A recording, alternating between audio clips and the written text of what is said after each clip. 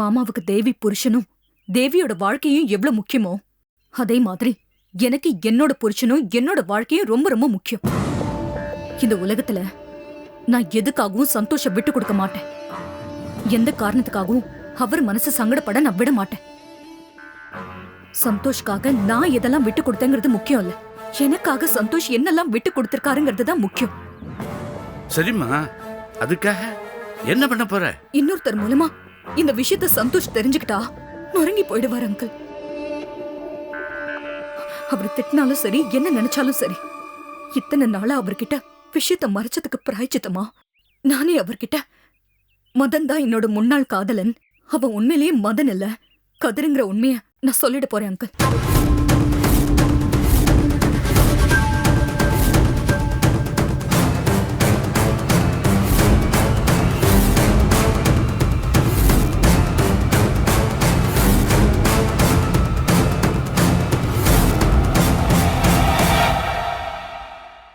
S, நான் முடிவு பண்ணிட்டேன் அங்கிள். யாரோ சொல்லி என் புருஷன் இந்த விஷயத்த தெரிஞ்சுக்கிறத விட நானே சொல்லிடுறது தப்பே இல்ல. அதுதான் சரி.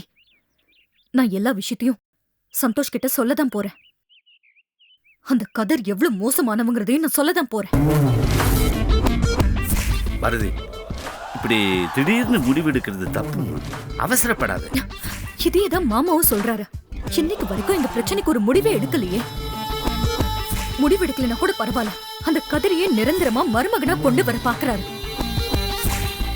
இதுக்கு மேலேயே என்னால பொறுத்துக்க முடியாதாங்க.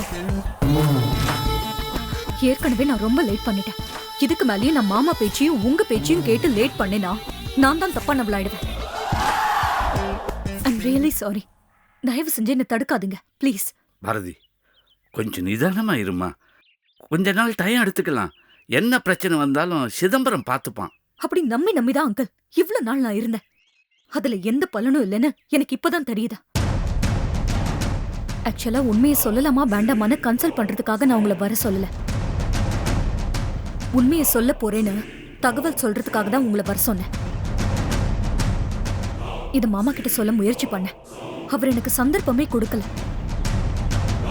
அதனாலதான் நான் உங்ககிட்ட சொல்றேன்.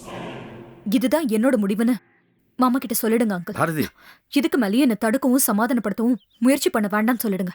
ஏன்னா இதுக்கு மேல நான் யார் பேச்சையும் கேட்கறதா இல்ல. நான் வரேன் அங்கிள்.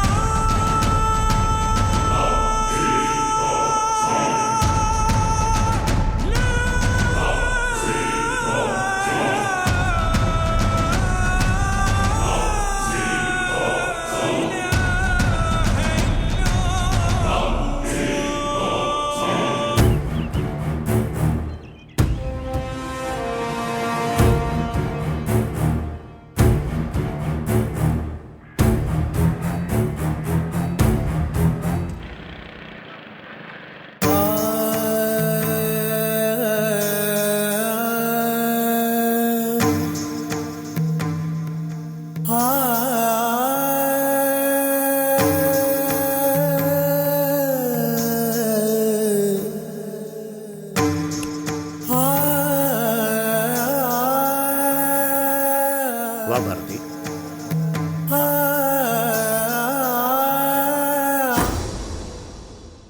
உட்கார்.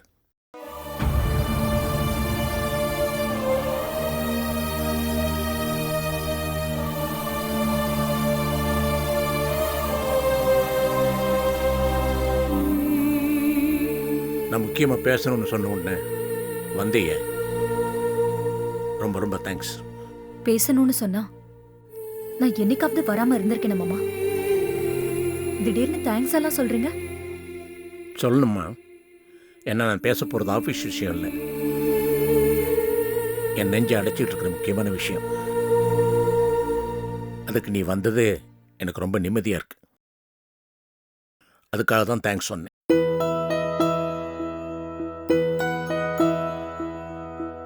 பத்ரி சொன்னான் நீ எடுத்த முடிவை பத்தி. தயவு செஞ்சு என்ன கன்வின்ஸ் பண்ணணும்னு நினைக்காதீங்க மாமா. இந்த விஷயத்துல நான் ஒரு முடிவு எடுத்துட்டேன். அதை நான் மாத்திக்கிறதா இல்ல. உன்னை நான் கன்வின்ஸ் பண்றதுக்காக இங்க ஒன்று வர சொல்லம்மா. என் பக்கத்து நியாயத்தை எடுத்து சொல்றதுக்காக ஒன்று வர சொன்னேன். வேற வார்த்தையில சொன்னாலும் அர்த்தம் ஒண்ணுதான் மாமா. அதை என்னால புரிஞ்சுக்க முடியும். உன்னால புரிஞ்சுக்க முடியும்னு எனக்கு தெரியும். உன்னால மட்டும்தான் புரிஞ்சுக்க முடியுங்கிறதுனால தான் என்னை பத்தி சில விஷயங்கள், என் பக்கத்து நியாயங்கள் சொல்றதுக்காக உன்னை வர சொன்னேன். பாரதி, நீ இன்னைக்கு பார்த்துட்டு இருக்கிற சிதம்பரம் தமிழ்நாட்டிலேயே ஒரு பிரபலமான ப்ராமினன்ட் இண்டஸ்ட்ரியலிஸ்ட், பெரிய பணக்காரன். ஆனால் என்னைக்குமே நான் அப்படி இருந்ததில்லை. என்னோட பின்னணி உனக்கு தெரிஞ்சாதான் என் பக்கத்து நியாயமும் உனக்கு புரியும். பாரதி, ஆரம்பத்தில் என் குடும்பம் வறுமையில் வாடின சின்ன விவசாய குடும்பம். சீர்காழி பக்கத்தில் ஒரு சின்ன கிராமம். அங்கே தான் நாங்கள் வாழ்ந்துட்டு இருந்தோம். எங்கள் அப்பா ஒரு ஏழை விவசாயி, சொற்ப வருமானம். அதை வச்சு கஷ்டப்பட்டு எங்கள் குடும்பத்தை காப்பாற்ற முயற்சி பண்ணிட்டு இருந்தார். வானம் பார்த்த பூமி, விளைஞ்சாதான் விளைச்சல், விளைச்சல் இருந்தால் தான் பணம், பணம் இருந்தால் தான் எங்களுக்கு சாப்பாடு. எங்களுக்கெல்லாம் அப்போல்லாம் அரை வயிற்று சாப்பாடு கிடைக்கிறதே பெரிய விஷயம்.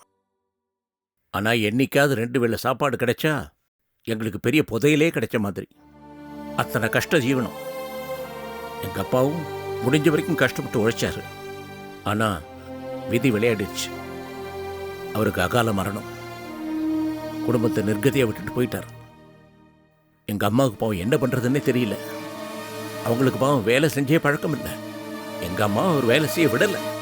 ஆனால் சூழ்நிலையோட நிர்பந்தம் அவங்க வேலை செய்ய வேண்டி வந்துச்சு. பாவம் கிடைச்ச வேலையெல்லாம் செய்வாங்க. தோட்டத்துக்கு போவாங்க, வயலில் போய் களை எடுப்பாங்க, துணி துவச்சி போடுவாங்க, தண்ணி சேர்ந்து கொடுப்பாங்க. ஏன் பிரசவம் கூட பார்த்துருக்காங்க. எப்படி பணம் கிடைச்சாலும் போதும், பசங்களை கஷ்டப்பட்டு படிக்க வச்சு முன்னுக்கு கொண்டு வரணும்னு ஆசை. அவ்வளோ கஷ்டப்பட்டாங்க. அவங்க படுற கஷ்டத்தை பார்க்கும்போதெல்லாம் எனக்கு சில சமயம் நமக்காகத்தானே இவ்வளோ கஷ்டப்படுறாங்க, நாம இல்லைன்னா அம்மா கஷ்டம் இல்லை இல்லை, நாம செத்துருவோம்னு தோணும். அப்போ பாவம் சின்ன பையன் நட்ராஜன் முகத்தை பார்த்து புரியாமல் அழுதுகிட்டு இருப்பான். பாவம் சின்ன பையன், அவனால் என்ன பண்ண முடியும்? அவனை கட்டி காப்பாற்ற அம்மாவுக்கு பிறகு நாம தான் இருக்கோம்னு நினச்சி மனசை மாற்றிக்குவேன். எப்படியோ அம்மா அவ்வளோ கஷ்டப்பட்டு நல்லா படிக்க வச்சாங்க. அம்மா படுற கஷ்டத்தை பார்த்ததுனால நாங்களும் ரொம்ப அக்கறையோடு படித்தோம். படிப்படியாக மேலே வந்தோம். அதனால எங்களுக்கு ஸ்காலர்ஷிப் எல்லாம் கிடைச்சது. உள்ளூரில் சில பெரிய மனுஷங்களும் எங்களுக்கு உதவி பண்ணாங்க. அதனால் கொஞ்சம் நிறையா படிக்க முடிஞ்சது.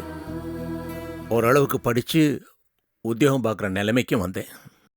அப்போ என் மனசில் ஒரு பெரிய கனவு. முதல் மாதம் சம்பளத்தில் அழகாக ஒரு பெரிய பட்டுப்புடவை வாங்கி அம்மாவை அதை கட்டிக்க சொல்லி பார்க்கணும்னு. அது வரைக்கும் அம்மா அனுபவிக்காத சுகம், சந்தோஷம் அத்தனையும் அனுபவிச்சிடணும், அவங்கள மகாராணி மாதிரி வச்சு பார்க்கணும்னு ஆசைப்பட்டேன். முதல் மாதம் சம்பளமும் கிடைச்சது. நல்ல அழகான பட்டுப்புடவை வாங்கினேன். ஆனால் அதை கட்டிக்கத்தான் அம்மா இல்லை. அவங்க சடலத்தை மேல அந்த புடவை போத்துனேன். அதுக்கப்புறம் எங்க அம்மாவோட ஏக்கம் மனசுல இருந்துகிட்டே இருந்துச்சு. ஆனா என்னைக்கு நீ எங்க வீட்டுக்குள்ள வந்தியோ அன்னைக்கு ஓரளவுக்கு அந்த ஏக்கம் தீர்ந்த மாதிரி இருந்துச்சு. ஏன்னா நான் உன்னை கவனிச்சதுல பல விஷயங்கள்ல நீ எங்க அம்மாவை எனக்கு ஞாபகப்படுத்தின. உன்னோட தெளிவான சிந்தனை, நினைச்சதை முடிக்கிற ஒரு வைராக்கியம், மற்றவங்க நல்லதுக்காக விட்டு கொடுத்து தியாகம் பண்ற மனப்பான்மை, இதெல்லாம் பார்க்கும்போது நீ என் மனசு முழுக்க எங்க அம்மாவை ஞாபகப்படுத்தினேன். ஓரளவுக்கு என் ஏக்கத்தை குறைச்சேன். இதையெல்லாம் நான் உங்கள்கிட்ட இப்போ ஏன் சொல்றேன்னா, அம்மா மாதிரி நினைக்கிற என்ன நான் உனக்கு துரோகம் பண்றேன்னு நினைக்கிற பாரு, அதான் எனக்கு தாக்கல. அதான் சொன்னேன்.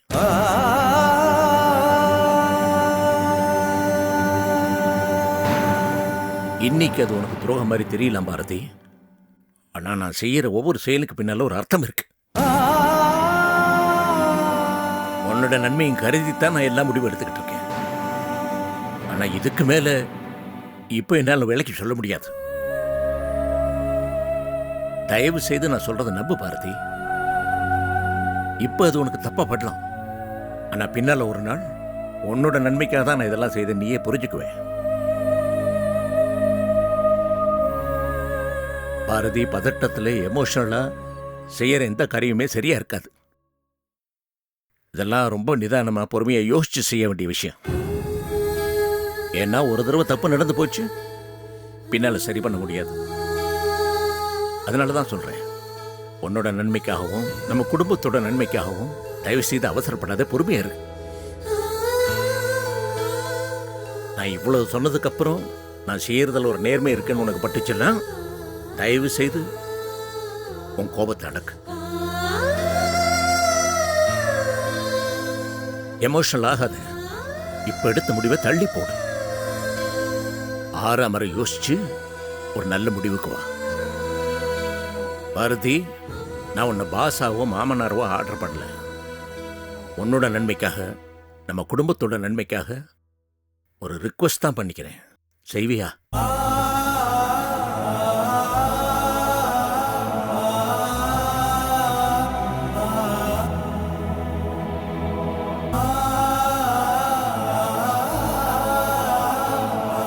சரி மாமா, நான் சொல்லல. நீங்க என்ன உங்க அம்மா ஸ்தானத்துல வச்சிருக்கீங்க. ஆனா அதுக்காக நான் என் முடிவை மாத்திக்கல. உங்க பேச்சுல இருக்கிற நேர்மை எனக்கு புரிஞ்சதாலதான் என் முடிவை நான் மாத்திக்கிட்டேன். அது மட்டும் இல்ல, உங்க எல்லா முடிவுலையும் என்னோட நன்மையும் நீங்க யோசிச்சு பாப்பீங்கன்ற நம்பிக்கை எனக்கு இருக்கு.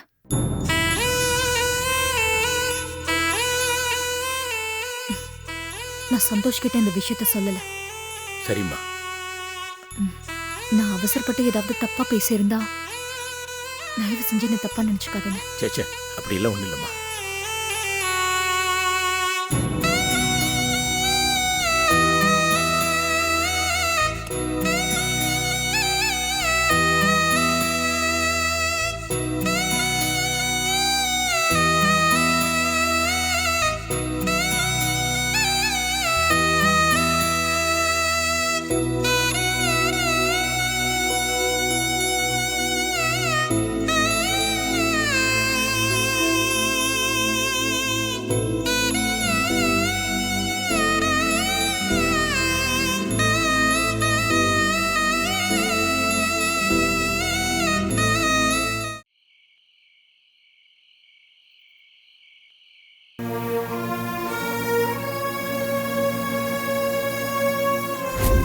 ஆனா என்னைக்கு நீ எங்க வீட்டுக்குள்ள வந்தியோ அன்னைக்கு ஓரளவுக்கு அந்த ஏக்கம் தீர்ந்த மாதிரி இருந்துச்சு. ஏன்னா நான் உன்னை கவனிச்சதுல பல விஷயங்கள்ல நீ எங்க அம்மாவை எனக்கு ஞாபகப்படுத்தின.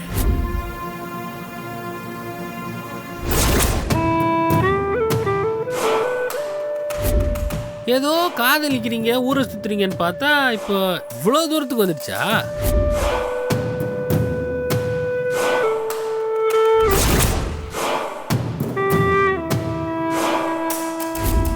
இன்னைக்கு அது உனக்கு துரோகம் மாதிரி தெரியலாம் பாரதி.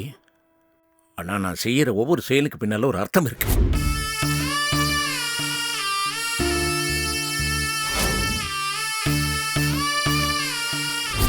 ஏண்டி, கன்னத்துல இருக்க தூசி துடைக்கிறதுக்கு அவ்வளோ நெருக்கமா வரப்பாங்க? ஏண்டி கையும் கலவமா மாட்டிக்கிட்ட உடனே இப்படி பச்சையா போய் சொல்ற?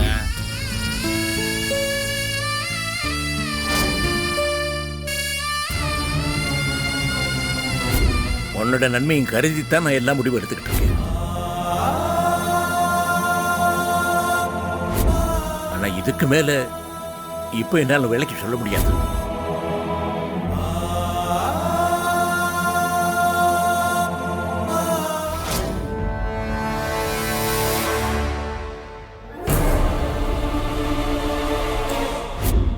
பேர் தெரியாத பொண்டாட்டி கூட எல்லாம் கூத்தடிக்கிறவன் நீ டீசெண்டை பத்தி பேசுற.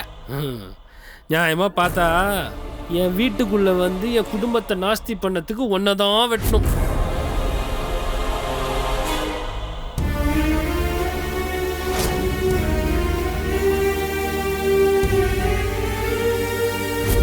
பாரதி, பதட்டத்துல எமோஷனலா செய்யற எந்த காரியமே சரியா இருக்காது. இதெல்லாம் ரொம்ப நிதானமாக பொறுமையாக யோசித்து செய்ய வேண்டிய விஷயம்.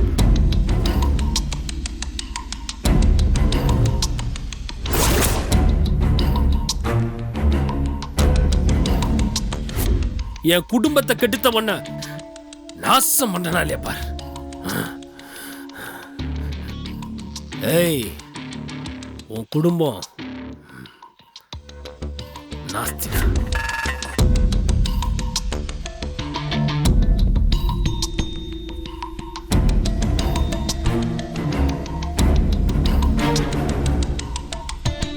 எங்க 2 பேரும் தூங்கிட்டு இருப்பீங்களோன்னு பயந்துட்டே வந்தேன். நல்ல வேலை. இந்த பாலை சாப்பிட்டு படுத்துக்கோங்க. என்னாச்சு? ஏன் 2 பேருக்கு இவ்வளவு வேர்த்து இருக்கு? ஏசி வேலை செய்யலையா? ஃபேனையாவது போட்டுக்கலாம்ல.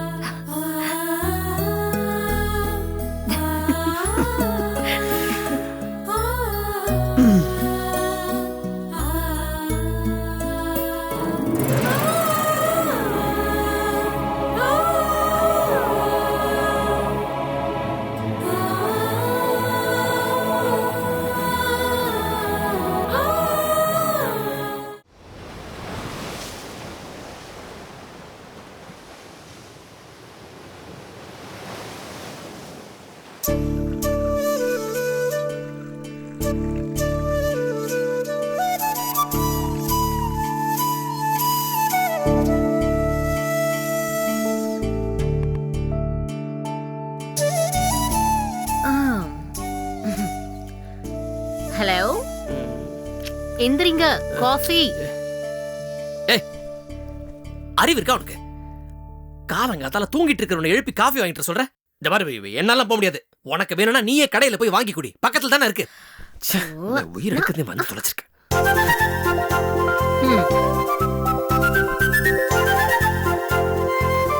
என்ன நீங்க குட்டி ஸ்கூல் படிக்கிற பையன் மாதிரி அடம் முடிச்சிட்டு இருக்கீங்க? இந்தாங்க காஃபி. காஃபி வச்சிருக்கேன், குடிங்க. என்னது? நீயே காலங்காத்தால கடைக்கு போய் காஃபி வாங்கிட்டு வந்திருக்கியா? கடைக்கு போயா? ஐயே, அந்த நாயர் கடை ஸ்டூபிட் காஃபியை யார் குடிப்பாங்க? இது நானே என் கையால போட்ட காஃபி. ஐயோ,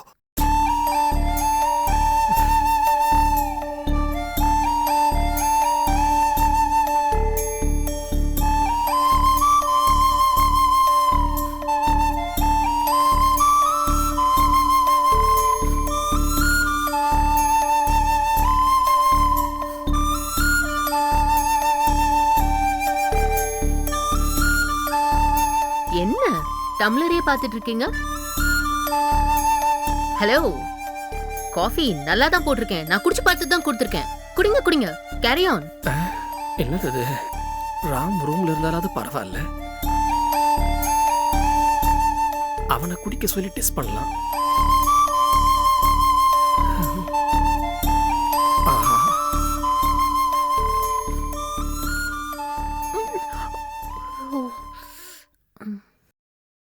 பயமா இருக்கே. ஆ